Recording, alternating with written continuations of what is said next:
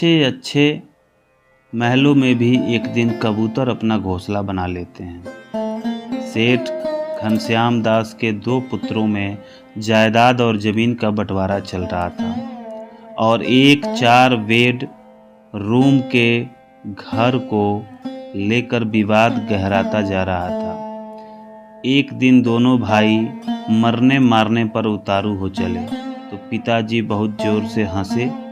पिताजी को हंसता देखकर दोनों भाई लड़ाई को भूल गए और पिताजी से हंसी का कारण पूछा।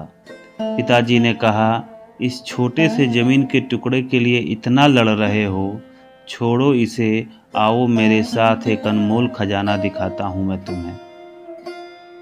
पिता घनश्याम जी और पुत्र पवन और मदन उनके साथ रवाना हो गए।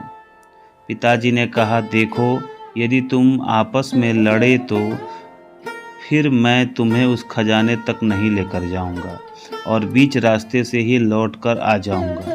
अब दोनों पुत्रों ने खजाना पाने के चक्कर में एक समझौता किया कि चाहे कुछ भी हो जाए हम लड़ेंगे नहीं, प्रेम से यात्रा पर चलेंगे।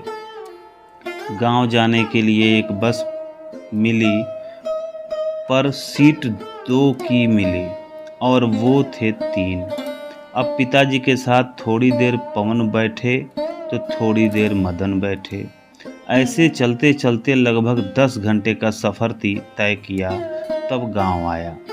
घनश्याम जी दोनों पुत्रों को लेकर एक बहुत बड़ी हवेली पर गए। हवेली चारों तरफ से सुनसान थी। घनश्याम जी ने देखा कि हवेली में जगह जगह कबूतरों ने अपना घोंसला बना रखा है, तो घनश्याम वहीं बैठकर रोने लगे।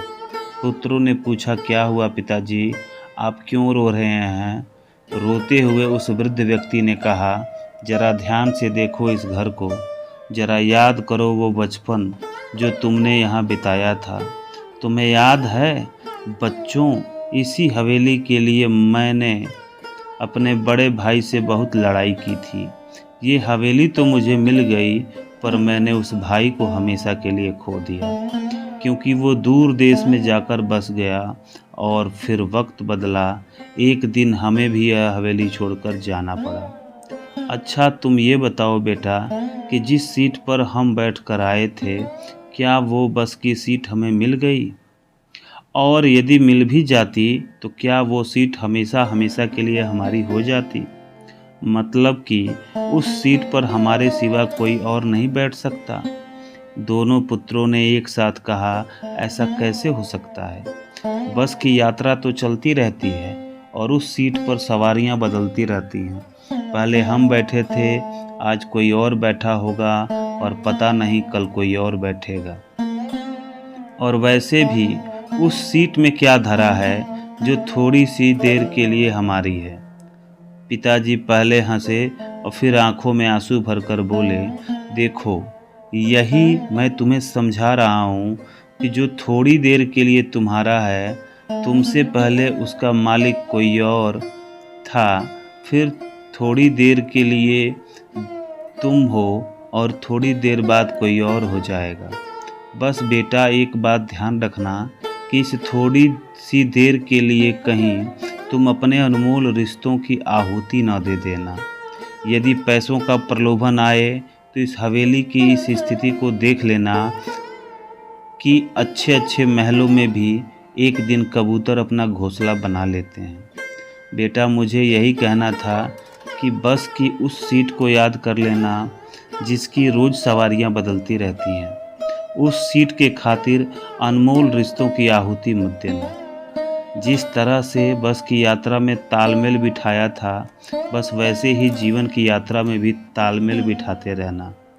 दोनों पुत्र पिताजी का अभिप्राय समझ गए और पिता के चरणों में गिरकर रोने लगे। शिक्षा इससे यह मिलती है कि जो कुछ भी ऐश्वर्य धन संपदा हमारे पास है, वो सब कुछ बस थोड़ी देर के लिए ही है। थोड़ी थोड़ी देर में यात्री भी बदल जाते हैं और मालिक भी बदल जाते हैं। रिश्ते बड़े अनमोल होते हैं। छोटे से ऐश्वर्य धन या संपदा के चक्कर में कहीं किसी अनमोल रिश्ते को ना खो देना। जो प्राप्त है वो पर्याप्त है। जिसका मन मस्त है उसके पास समस्त है।